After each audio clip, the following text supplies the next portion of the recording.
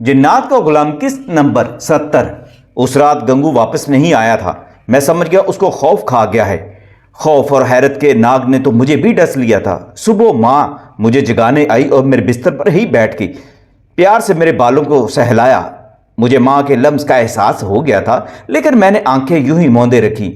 वो कहने लगी, क्या हुआ मेरे बाबर हुसैन को? उठ मेरे लाल, स्कूल जाना है तुझे। मैंने करवट बदली तो अम्मा ने मेरा बाजू हलाया। उठो भी, देर हो जाएगी। मैंने लेटे लेटे ही कह दिया, मैं स्कूल नहीं जाया करूंगा माँ। माँ चौंक उठी। ना मेरा बच्चा, ऐसे नहीं कहते। स्कूल नहीं जाएगा तो बड़ा अफसर कैसे बनेगा? मैं उठकर बैठ गया। हाँ, मैं स्कूल नहीं जाऊंगा, बस मुझे नहीं बनना बड़ा अफसर। क्या हो गया है तुझे? ममता की मारी मेरी सितम रसीदा माँ ने चौंक कर मेरा माथा छुआ और जल्दी से बोली, लगता है तुझे बुखार हो गया है। आग में तप रहा है तू, इसलिए तुझे समझ नहीं आ रही कि क्या कह रहा है। माँ यकायक मेरी आंखों में देखने लगी। तेरी आंखें क्यों इतनी लाल हैं? पता नहीं। मैं माँ को रात का वाकया नहीं सुनाना चाहता था। उस वक्त तक मेरा हाल यह था कि पूरे बदन में नातवानी थी। बदन टूट रहा था। ऐसा लग रहा था मेरे अंदर से कोई चीज निकल गई है। हल्का हल्का सा लर्जा भी महसूस हो रहा था मुझे। माँ उठी और बोली, लगता है तुझे नजर लग गई है। अच्छा ठहर, तो मैं तेरे लिए नूर वाला पानी लाती हूं। इससे पहले कि मैं माँ से कुछ कहता, वो दीवानी सी होकर अपने में कमरे में गई और चंद मिनट पर ग्लास में पानी भरकर ले आई और लबों से लगा दिया। उसका पहला घूंट अभी हल्क से नहीं उतरा था कि बोली, ले मेरे चांद, आयतल कुर्सी वाला पानी पी ले। ये सुनते ही मुझे जोरदार हिचकी लगी। मेरे सीने और कानों में चींटियां सी रेंगने लगी। बेचैनी यकायक बढ़ गई। ऐसा लगा जैसे आंखें चढ़ गई हैं। मैंने माँ का हाथ परे किया। उसने फिर ग्लास मेरे लबों के साथ लगाना चाहा तो मैंने बहुत जोर लगा के आगे पीछे किया। मुझे पिता गुरु ने बताया था कि नूर इल्म से दूर रहना है तुझे, वरना तेरे अंदर आग लग जाएगी। मैंने तो कभी बिस्मिल्लाह पढ़कर खाना भी नहीं खाया था, ना पानी पिया था। औज़ु बिल्लाहि मिनश शैतानिर रजीम पढ़ने का तो सवाल ही पैदा नहीं होता था। हालांकि माँ अपने हर काम से पहले ये पाक कलमात पढ़ा करती थी। माँ ने बिस्मिल्लाह शरीफ पढ़कर ग्लास मेरे लबों से लगाया तो मेरी रगों में दौड़ती शैतानी कुफ्तों ने जैसे कलकारियां मारनी शुरू कर दी। उनके लिए ये मुकद्दस पानी मौत का प्यांबर था। मैंने सर पीछे किया और नागवारी से कहा, माँ मुझे पानी नहीं पीना। ना मेरे लाल, पी ले, तुझे नजर लग गई है, अभी तेरी तबीयत ठीक हो जाएगी। कहा ना माँ, मैंने पानी नहीं पीना। अचानक मैं खून ख्वार घराहट के साथ बोला तो माँ ने परेशान होकर मुझे देखा। तो अपने बाप के काले करतूतों का फल खा रहा है बाबर हुसैन। लगता है उसने ही तुझे जादू कर दिया है, इसलिए तू नूर वाला पानी नहीं पीना चाहता। माँ इतना तो समझ गई थी, लेकिन यह ना जान सकी कि उसका बाबर हुसैन बब्बर बन चुका है, काली दुनिया का असीर, जिसे नूर वाला पानी नहीं, गंगा का गंदा पानी रास आता है। मैंने गर्म और गुस्ताख आंखों से माँ को देखा और खामोश रहा। माँ मेरे तेवर भांप कर गुस्सा से कांपी। पहली बार उसको मैंने इस हालत में देखा था। उसने पानी मेरे सर पर उंडेल दिया और फिर दुरूद पाक पढ़ती हुई बाहर निकल गई। मैं गुस्सा और बेबसी की चक्की में पिसती माँ के जज्बात को उस वक्त नहीं समझ पाया था, मगर अब यह एहसास कचों के लगाता है कि माँ के साथ मैंने कुछ अच्छा नहीं किया था। माँ तो चली गई थी, लेकिन मेरी हालत बिगड़ गई। सर पर नूर वाला पानी था और नीचे शैतानी आग में डला हुआ मांस। मेरा सर भारी हो गया। तबीयत पहले से ज्यादा बेचैन हो गई। आखिर में बच्चा तो था ही ना। यकायक घबरा गया और भागता हुआ बाहर निकला और माँ माँ पुकारने लगा। मेरी आवाज़ सुनते ही माँ दीवानों की तरफ बाहर निकली। वो अपने दुख और आंसू भूल गई और मेरी हालत देखकर परेशान हो गई। क्या हुआ मेरे बच्चे को? माँ सर चकरा रहा है। मेरे अंदर का मासूम सा बच्चा बोल उठा। ना जाने उस वक्त मेरी सरकश सोचे कहाँ चली गई थी। यकीनी उस नूर वाले पानी का असर था। माँ ने मुझे अपने सीने से लगाया तो मेरा पूरा बदन कांपने लगा। माँ के अंदर नूर ही नूर था। माँ तड़प उठी और उस नातवां औरत ने मुझे अपने साथ चिमटाकर उठा लिया। मैं हैरान होता हूँ कि माँ भी कितनी ताकतवर मखलूक है। ये औरत नहीं होती, बस माँ होती है। कोई औरत माँ से ताकतवर नहीं हो पाती। वो भूल जाती है कि खुद एक नातवां और कमज़ोर सी जान है, लेकिन अपने से कभी और भारी वजन बेटे को सीने से लिपटा कर उठा सकती है। माँ मुझे लेकर बाहर निकली तो इत्तेफाक से हमारा एक नेक दिल हमसाया मिल गया। माँ उसकी मदद से मुझे मोहल्ले की मस्जिद के इमाम के पास ले गई। माँ मस्जिद को सब हाफिज साहब कहते थे। नाम मालूम नहीं क्या था, लेकिन सब उनका नाम लेने की बजाय एहतरामन उन्हें हाफिज साहब कहा करते थे।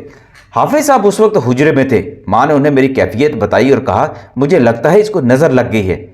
حافظ صاحب بڑے متقی درویش اور ماہر عملیات تھے۔ میں اس وقت غنیم غنودگی کی کیفیت محسوس کر رہا تھا، آنکھیں بوجھل، بدن پر راشا، مگر دماغ میں جیسے کچھ جاگ رہا تھا۔ حافظ صاحب نے ہاتھ میں عصا تھام رکھا تھا۔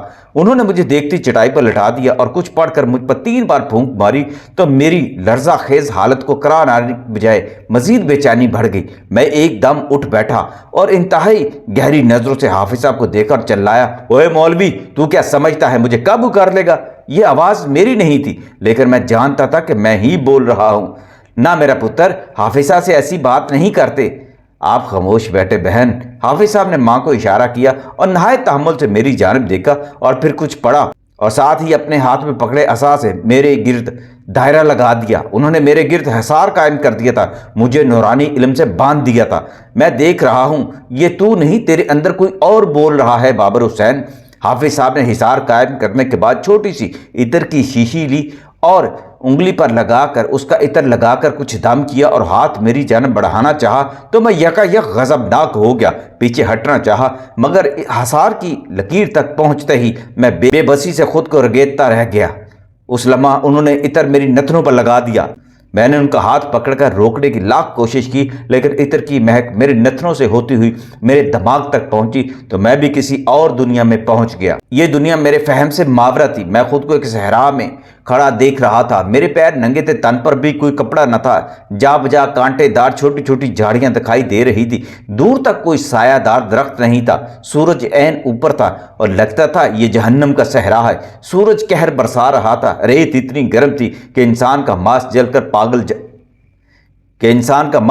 پگھل جاتا۔ مجھے بڑی پیاس محسوس ہو رہی تھی۔ میں پانی کے لیے چلانا چاہ رہا تھا، مگر آواز میرے حلق میں کانٹا بن کر چبھ جاتی اور میں گلا دبا کر بیٹھ جاتا۔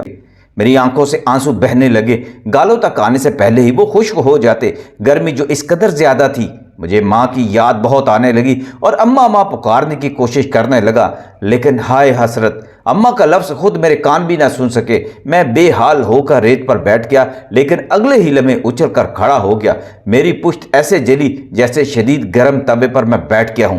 میرے پیروں میں بھی چھالے پڑ گئے تھے، ساری جلد بھٹی میں جلے تپے لوہے کی طرح سرخ ہو گئی تھی۔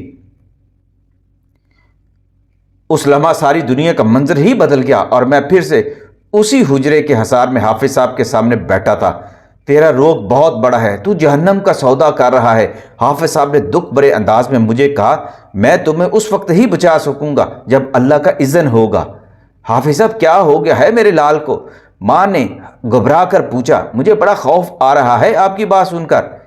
میری بہن، اپنے تئیق تو میں کوشش کر رہا ہوں کہ یہ بچ جائے، لیکن اس کے لیے آپ کو ہمت کرنی ہوگی، کیونکہ میں خود بھی الجھ رہا ہوں۔ اس پر جو شیطانی قوتیں سوار ہیں، انہوں نے اس کو بری طرح اپنے قابو میں رکھا ہوا ہے۔ یہ کہتے ہوئے انہوں نے میرے پیروں کی جانب اشارہ کیا اور پھر میرے پیٹ سے قمیض اٹھا کر دکھائی۔ وہ ابھی تک سرخ تھی۔ پیروں کے چھالے بتا رہے تھے کہ میں کسی خواب سے بیدار نہیں ہوا، بلکہ کوئی کشٹ جھیل کر آیا ہوں۔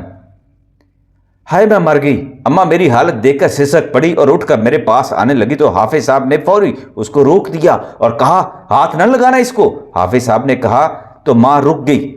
پھر اماں سے سوال کیا، مجھے اس کے بارے میں سب کچھ بتاؤ، یہ عام اسیب کا چکر نہیں ہے۔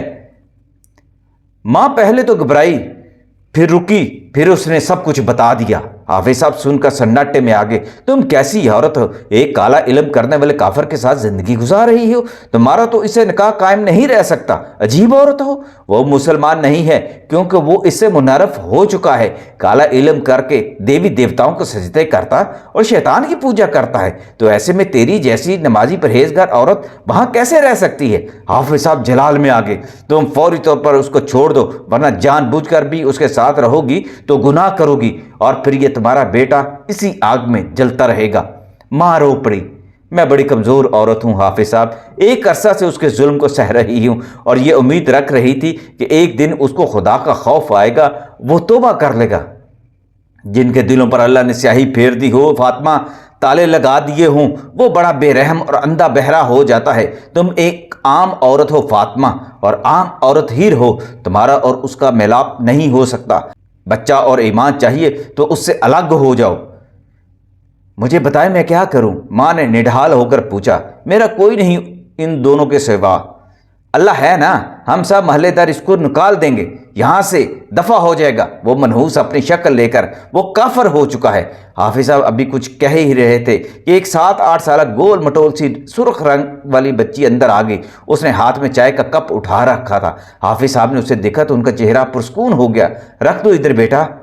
انہوں نے پیار سے اس کے سر پر ہاتھ رکھا تو اس نے چائے کا کپ میری ماں کے سامنے رکھ دیا. چائے پئیں آپ, سوچتا ہوں کہ کیا کر سکتے ہیں آپ کے لیے. حافظ صاحب نے ٹھنڈی سانس لی اور بچی مجھے غور سے دیکھنے لگی. مجھے بے حد پیاس لگ رہی تھی. میں نے کہا مجھے پانی پلا دیں. یہ سنتے ہی وہ تیزی سے بولی اچھا میں لاتی ہوں. مگر اس سے پہلے کہ وہ جاتی حافظ صاحب نے اسے کہا نہیں بیٹا آپ جاؤ, میں خود پلا دوں گا. آپ جاؤ اور اپنا سبق یاد کرو. بچی نے جاتے جاتے مڑ کر میری جانب ایسی مظلومانہ نظروں سے دیکھا جیسے اس کو مجھ پر رحم آ رہا ہو. اس نے ہونٹ سکیڑے اور آہستہ سے بولی ابو میں نے سورہ ملک یاد کر لی ہے, اب کون سی سورہ مبارکہ حفظ کروں. ماشاءاللہ آپ ابھی سورہ ملک میں ہی دہرا رہی ہو میری جان. ان کو میں فارغ کر دوں, میں پھر آپ سے سنتا ہوں. وہ حجرے سے باہر چلی. میرے ذہن پر اس کا عکسہ بیٹھ گیا. اس کا بھولپن, سادگی اور پارسائی دیکھ کر مجھے بہت بھلا لگا. میں اس وقت اپنی تکلیف میں تھا, لیکن یہ بات میرے اندر چھپی شیطانیت محسوس کر رہی تھی کہ میرا نفس بھی زندہ ہے. ہاں تو فاطمہ بہن کیا سوچا ہے. اماں کو چپ لگ گئی تھی. مجھے تکتی چلی گئی. پھر جب بولی تو اس کا خوف ان کی زبان سے چھلکنے لگا. وہ اس کو لے جائے گا, بڑا پیار کرتا ہے بابر سے. حافظ صاحب نے اماں کو تسلی دی اور شریعت کی روح سے سمجھایا اسلام میں عورت کتنی مضبوط ہوتی ہے. اماں کو حوصلہ ہوا. حافظ صاحب میری طرف متوجہ ہوئے اور بولے پانی پینا ہے. میں نے اقرار میں سر ہلایا. وہ اٹھے اور شیشے کی الماری کھول کر اس میں رکھی ہوئی ایک چھوٹی سی بوتل نکالی اور اسے کپ میں ڈال کر کہا لو پی لو. میں نے کپ کو منہ لگایا اور گٹا گٹ پینے لگا تو وہ بولے آرام سے گھونٹ گھونٹ کر کے پیو, یہ آب زمزم ہے. مجھے تو معلوم نہیں تھا اس دور میں آب زمزم ہوتا کیا ہے, لیکن اس مقدس پانی کی تاثیر نے حلق سے اترتے ہی اپنی تاثیر دکھانی شروع کر دی. یہ اللہ کا انعام یافتہ پانی تھا اور اللہ کا ایک نیک بندہ ہی مجھے پلا رہا تھا. پانی پیتے ہی جیسے میرے پورے بدن میں سنسنی سی پھیلنے لگی. اس میں سرور تھا. لگا جیسے تپتے ہوئے برتن میں پانی ڈال دیا جائے, جیسے گرم زمین پر پانی اڈیل دیا جائے. میرے جسم کی رگوں میں بھڑکتے ہوئے شیطانی لاوے پر اب آب زمزم کی تاثیر پہنچی تو کلیجے تک سرور پہنچا. ذہن ہلکا سا ہوا. حافظ صاحب نے اماں کو ایک تعویذ دیا اور سمجھایا اس کو گھر میں جا کر جلانا. دوسرا تعویذ انہوں نے پانی میں گھول کر دیا اور کہا اسے جب پیاس لگے اس کو پانی یہ دم والا دینا ہے. اماں نے میرا ہاتھ تھاما اور جب میں کھڑا ہوا تو حیرت انگیز طور پر میرے پیروں کے چھالے ختم ہو چکے تھے اور بدن کی لالی بھی ختم ہو گئی تھی. اماں بڑی مطمئن تھی. میں اپنے پیروں پر چل کر اس کے گھر آیا اور آتے ہی سو گیا.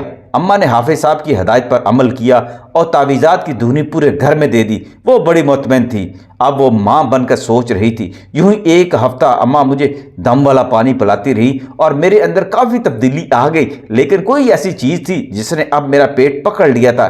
یک مجھے الٹیاں آنے لگیں, لیکن میں کیا کرنے کی کوشش میں کافی دیر تک پیٹ تھامے ڈکراتا رہتا تھا.